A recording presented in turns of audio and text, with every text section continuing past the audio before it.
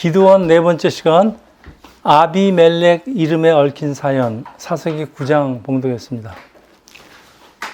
여러분은 어렸을 적에 왕자나 공주로 태어났으면 하는 생각해 본 적 있으세요? 왜 공주가 되고 싶으세요?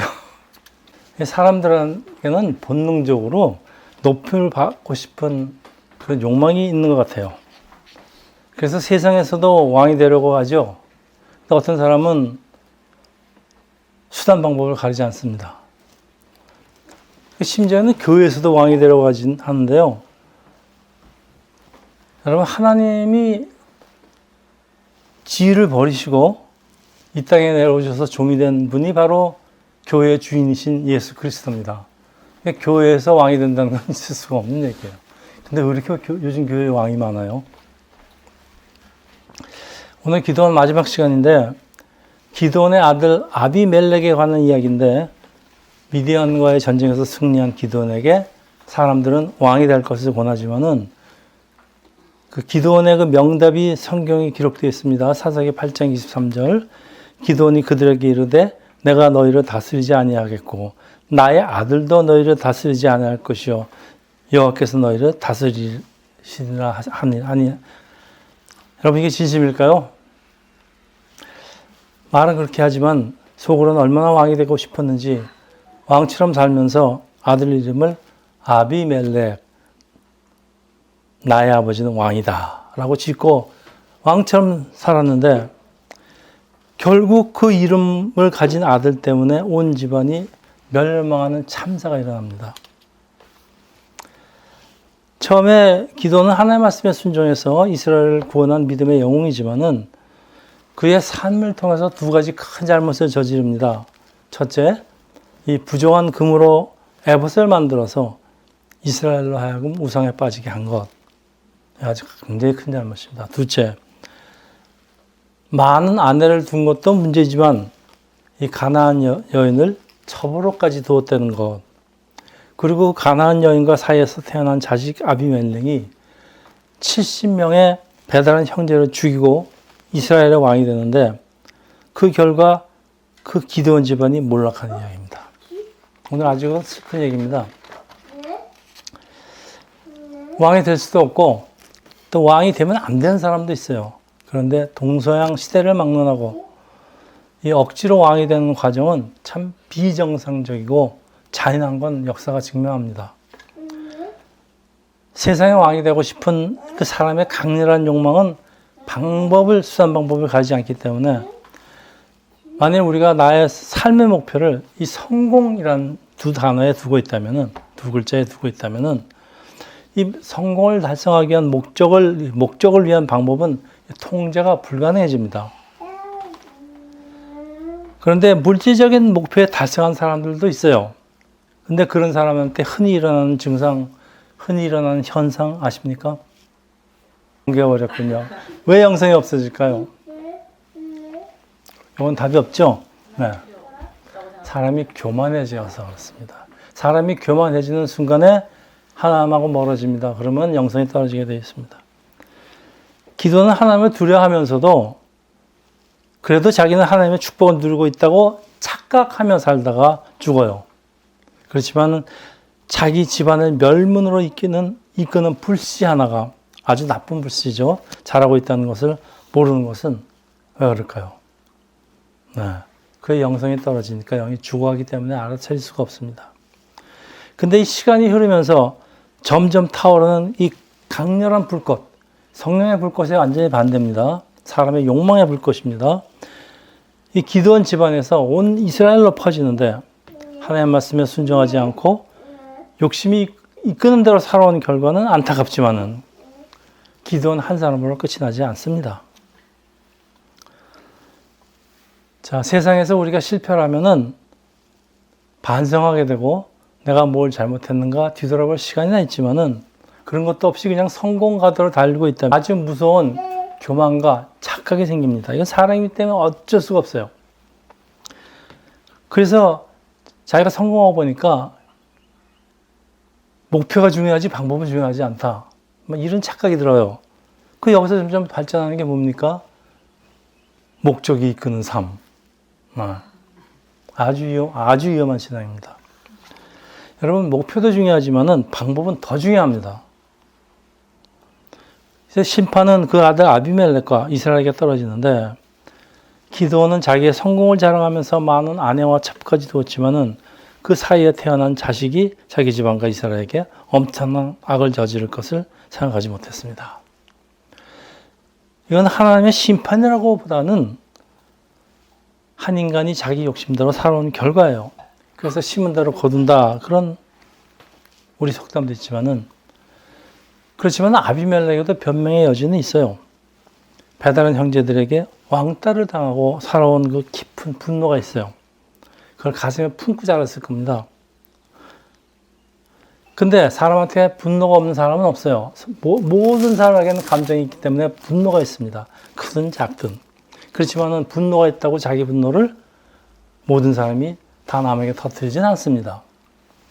그렇지만은 이 아비멜렉의 분노는 어느 순간 터지는데, 이 결정적인 역할을 한 것이 있는데 무엇일까요?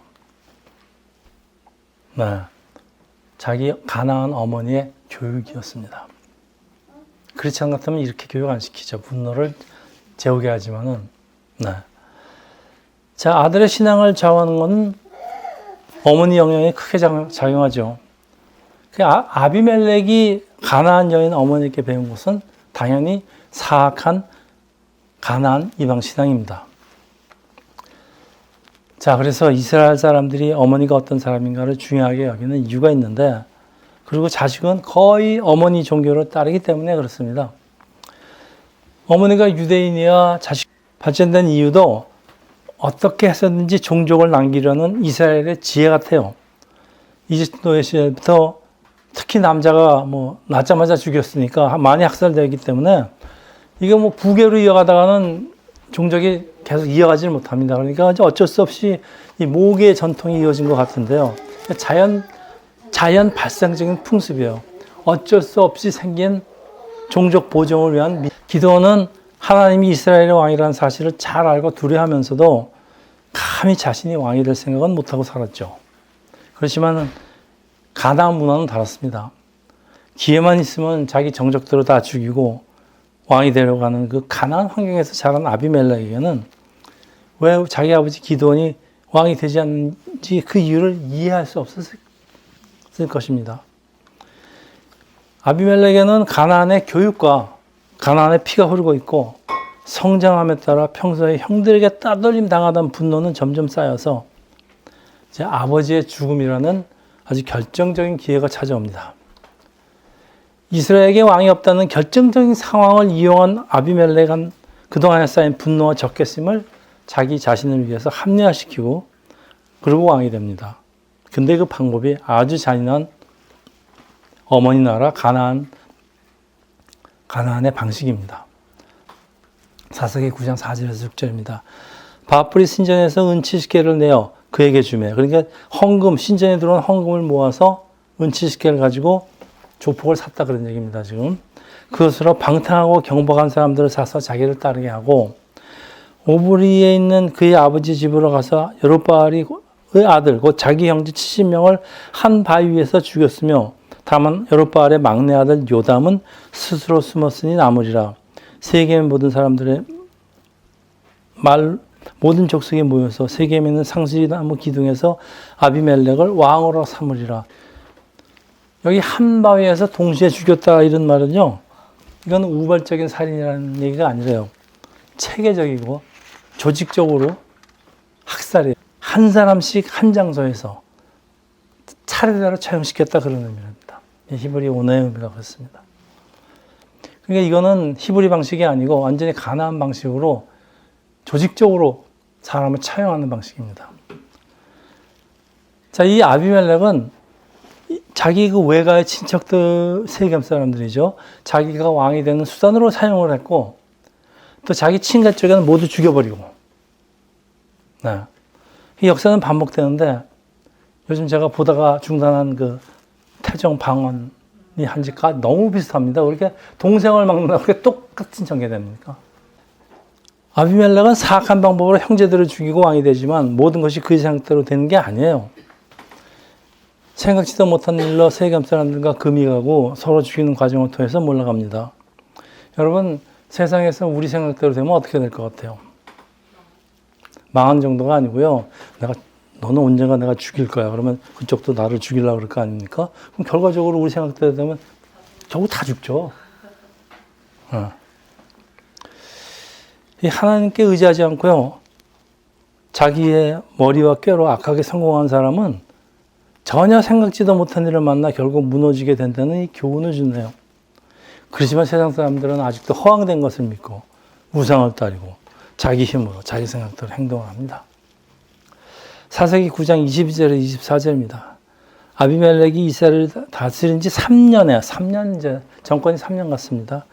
하나님이 아비멜렉과 세겜 사람들 사이에 대한 악한 영을 보내시며 세겜 사람들이 아비멜렉을 배반하였으나 이는 여룻바알의 아들 70명의 저지른 포악한 일을 갚되 그들을 죽여 피 흘린 죄를 그들의 형제 아비멜렉과 아비멜렉의 손을 도와 그들 형제들을 죽이게 한 세겜 사람들에게 돌아가게 하심이라.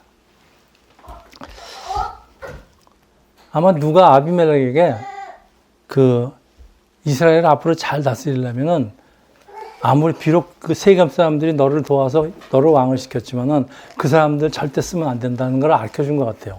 사실 그렇습니다. 이게 오늘도 반복되는 현상이죠. 여러분, 대권을 잡으면요. 대권 캠프에서 이런 사람들은 여태까지 보면요. 캠프에서 이런 가장 공신 1호죠. 공신 1호는 다 미국 겁니다. 그런데 그래서 이 역사가 어쩌면 이렇게 동서고금망론하고 똑같은 일이 반복되는지 몰라요. 근데 그 중에서 잘하는 사람은 잘하고 못하는 사람은 못합니다. 이 정권을 잡은 후에 세겜 사람들을 박해하게 됩니다. 팽했다 이거죠. 그러니까 사이가 벌어집니다.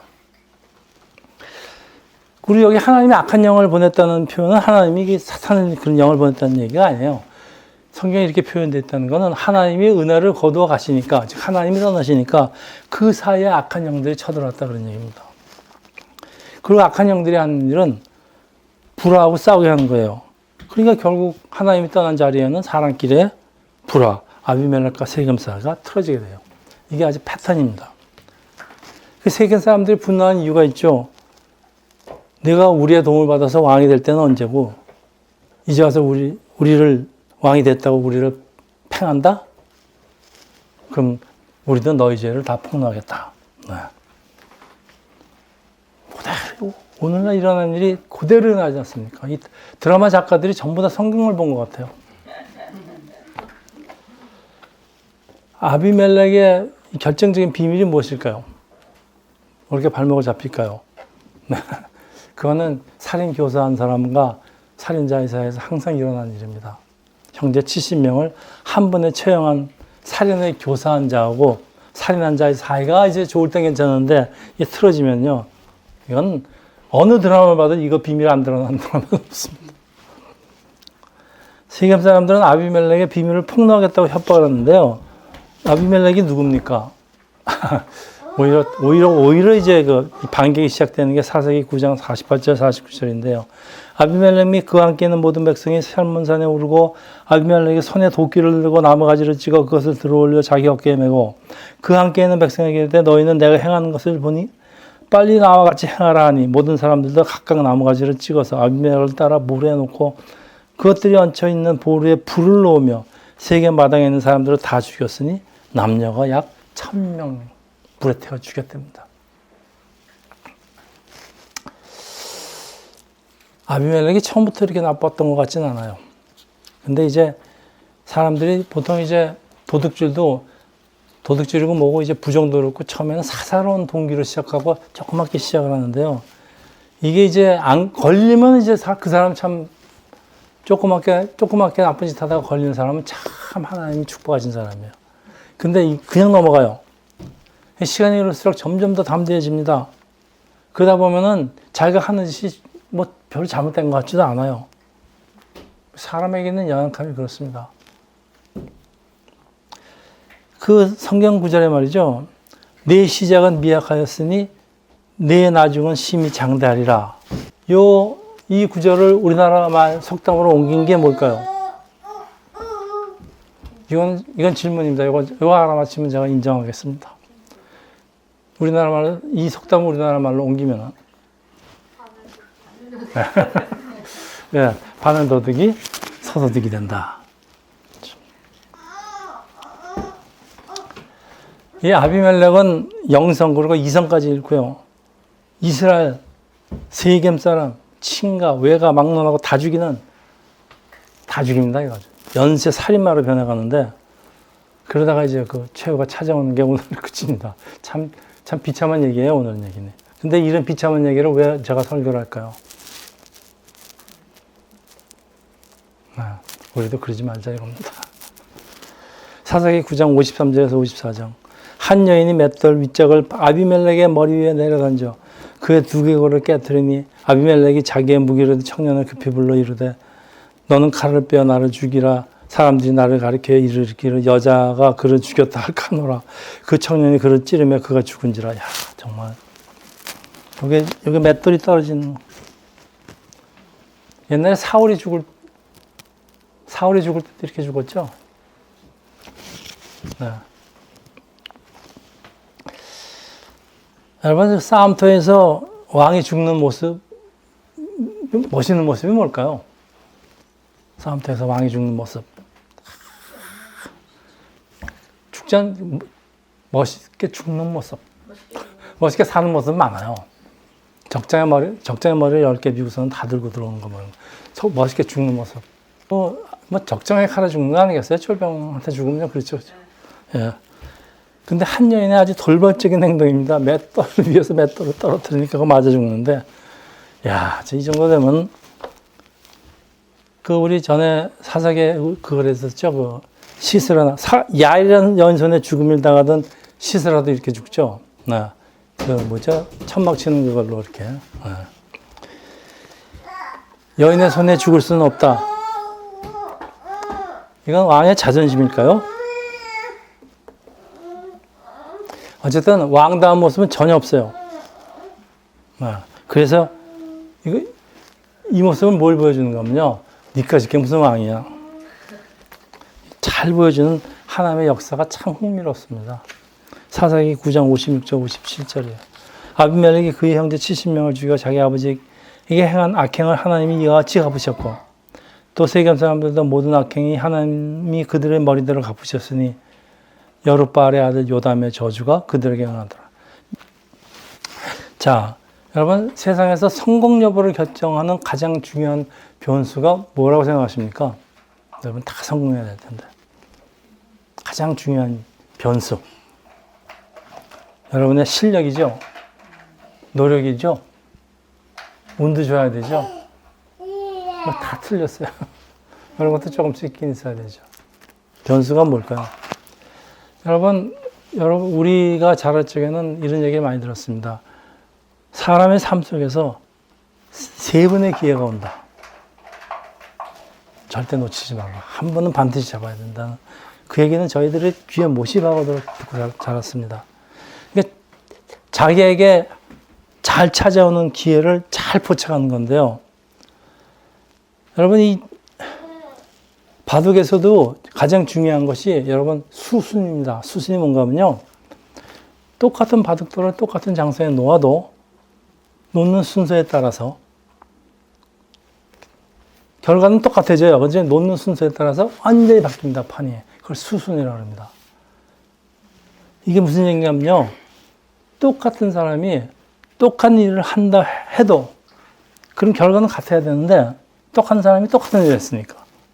근데 이 실행하는 때, 수순, 언제, 뭐부터 먼저 하느냐 이런 것들이 똑같은 일을 해도 무엇을 먼저 하고 무엇을 나중에 하느냐 이게 바둑에서 수순입니다. 이렇게 하는 이유는 똑같은 일을 하더라도 요거부터 두면은 상대방이 그거에 맞춰서 둘 수밖에 없어요. 근데 그거 없이 하면 상대방한테 내 판을 흩어버릴 기회를 주기 때문에 그래요. 그래서 이 결정적인 역할을 하는 게 수순입니다. 그러니까 때예요. 그 어느 때 무엇을 해야 되는지 아무리 똑같은 사람이 똑같은 일을 한다 하더라도 더 중요한 게 이 때입니다. 여러분 이스라엘이 산을 내려가 싸운 날 그 우박이 쏟아져서 적군의 철병거가 진흙탕에 빠지는 역사 다 우리 배웠었죠. 근데 오늘도 반복됩니다. 여러분 얼마 전에 우크라이나를 침공한 러시아 전차가 늪에 빠지면서 상황이 돌변하지 않습니까? 자, 왜 그랬느냐? 러시아는 착각을 했어요. 너무 자신이 많았습니다. 늦어도 72시간이면은 우크라이나를 함락할 걸 기대했어요.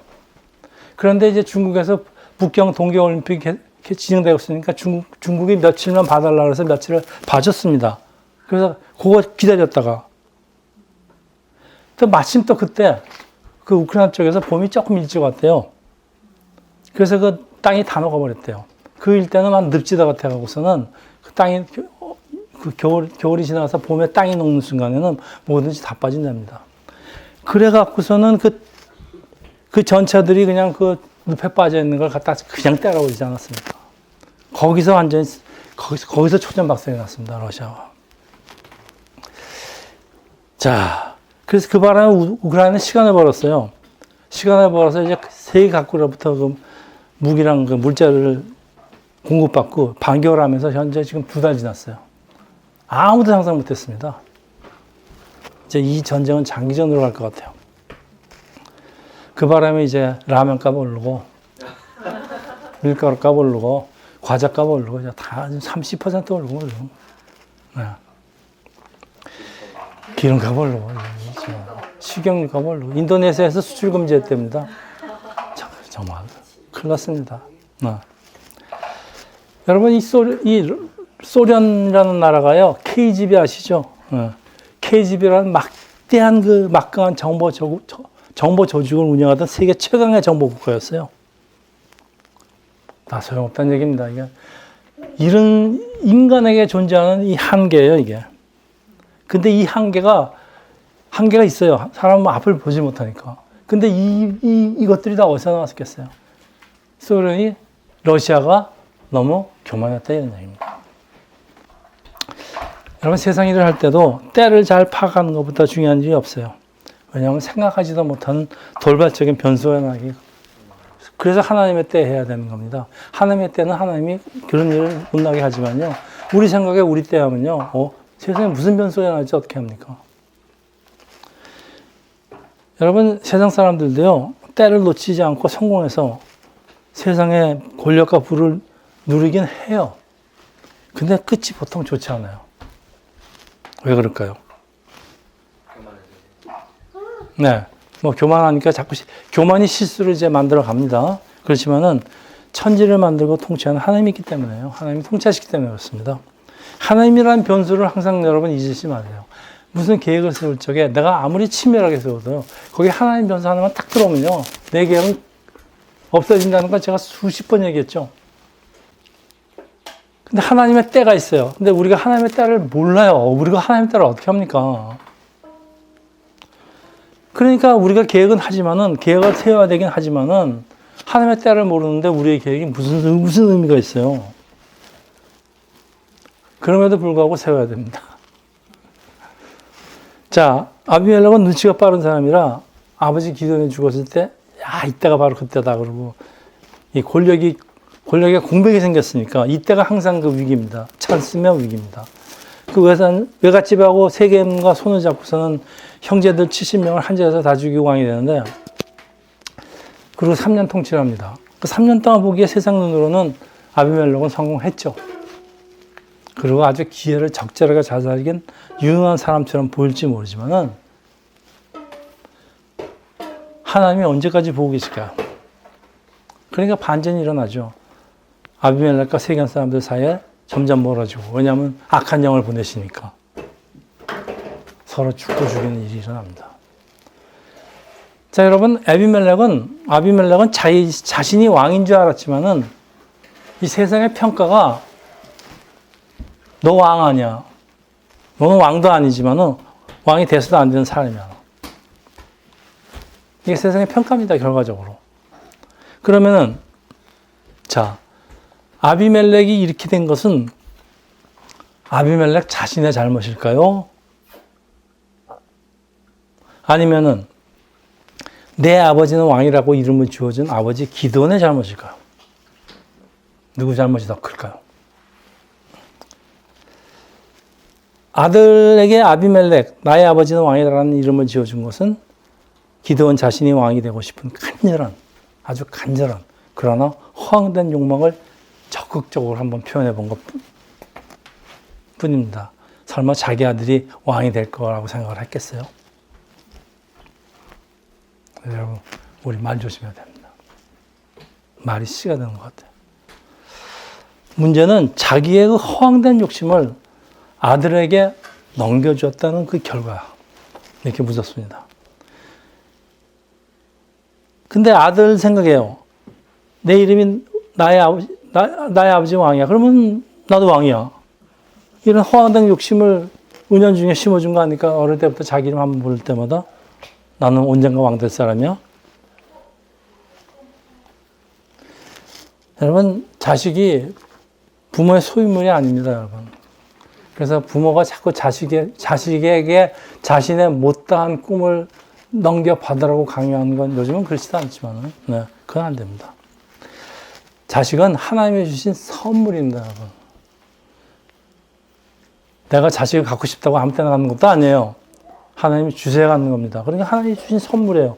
그러면 자식이 자기 게 아니고요. 하나님이 주신 선물이에요. 그것도 하나님으로서 받은 선물을 어떻게 키워야 될 것 같아요? 네. 여러분 잘 키워야 됩니다. 내 게 아니에요, 여러분. 내 거라고 아무렇게나 키우면 안 됩니다. 또 내 거라고 내 마음대로 키워도 안 됩니다.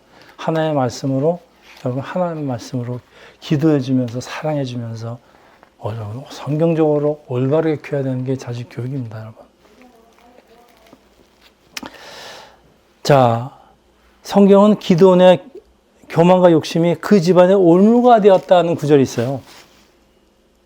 네, 그 기록으로 답이 딱 하나 달립니다. 아버지의 잘못이 더 크다는 말로 들려요. 네, 다 기드온이 자기가 이루지 못한 허황된 욕심의 결과를 자기 가슴속에 묻어야죠. 왜 차비 아들한테 갖다 줍니까? 왜 자기 70명의 부인한테 난 아들한테는 그런 이름 안 지어주고 이상한 여자한테 낳은 아들한테 그런 이름을 지어줘요? 이해가 잘 안 가요. 야고보서 1장 15절입니다. 욕심이 잉태한 즉 죄를 낳고 죄가 장성한 즉 사망을 낳는다. 무서운 말씀입니다. 여러분 사람이 욕심이 없을 수는 없죠. 근데 허황된 욕심이 문제죠. 근데 자신을 감추는 겸손한 사람은 허망된 욕심을 부리지 않습니다. 허망한 욕심은 교만에서 오죠, 보통. 욕심은 죄를 낳고 죄의 끝은 사망입니다. 여러분, 만일 내 눈에 하나님의 은혜보다 이 세상 것이 더 크게 보인다면은, 네, 이게 무슨 신호일까요? 나의 영은 지금 죽어가고 있다는 신호예요. 옐로우 카드입니다, 여러분. 자, 이제 말씀을 마치는데, 세상을 살아가는데 사람이므로 전혀 예측할 수도 없고 감당할 수 없는 어려움이 있죠. 근데 중요한 사실은 사람의 승패가 여기서 갈라진다는 거예요. 예측 가능한 일은 우리가 문제점을 분명히 살피고 열심히 일하고 해결하면 되지만은 예측하지 못하는 일들은 뭐 방법이 있어야 예측을 못하는 변수가 돌연 나오는데 그렇지만 여기서 우리의 승패가 좌우되는 게 이게 흔합니다. 그래서 평소에 하나님의 말씀을 듣고 하나님의 말씀을 외우면서 우리가 믿음으로 살아야 되는 이유는 우리가 붙잡을 게 하나님의 말씀밖에 없어서 그래요. 세상에 사람의 힘으로 예측도 할 수 없고 감당할 수 없기 때문에 그렇습니다. 우리가 붙잡을 건 성경은 나의 발등에 등불이요. 하나님의 말씀입니다. 네, 그렇게 붙들 게 없어요. 그러면은 제가 하나님의 말씀을 붙들고 있으면요.